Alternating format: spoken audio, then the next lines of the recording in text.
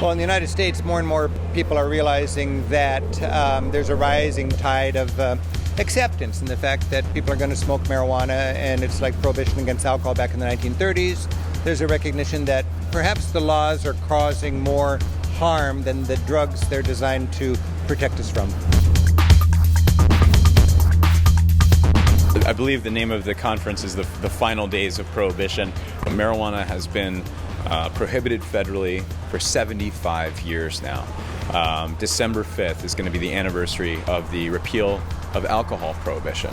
And we plan on, at SSDP, we plan on celebrating that by calling on politicians around the globe to revisit this failed policy of prohibiting drugs. I think that the time is near when we're going to see a big shift toward allowing states to determine their own policies. You know, we have more than half the country now supports ending marijuana prohibition. To have so much public support for reform while at the same time the federal government is cracking down speaks to the incredible disconnect between the federal government and the people. We can't translate that into votes in Congress. There are 7 bills pending in Congress to reform marijuana laws in one form or another. We can't even get a subcommittee hearing.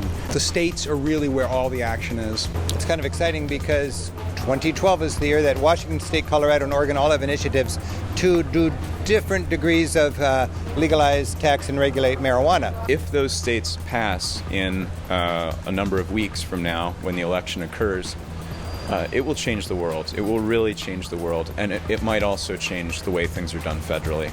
As far as the upcoming elections throughout the country, I feel that 2 out of the 3 states have a valid shot. It's unfortunate that polling does not reflect great news for Oregon. However, Colorado has an even Steven chances, I believe, much like Prop 19. They have to be cautious for their October surprise, but they can come through, and they've got a great base in Colorado. In Colorado, the marijuana initiative is polling better than either of the presidential candidates right now, and I think that that's really telling. In Washington State, I think we're polling at 58%, and I think we've got unprecedented amount of mainstream important people in our communities endorsing us. I think if Washington does legalize, that it's an excellent opportunity to actually bring this issue to the forefront.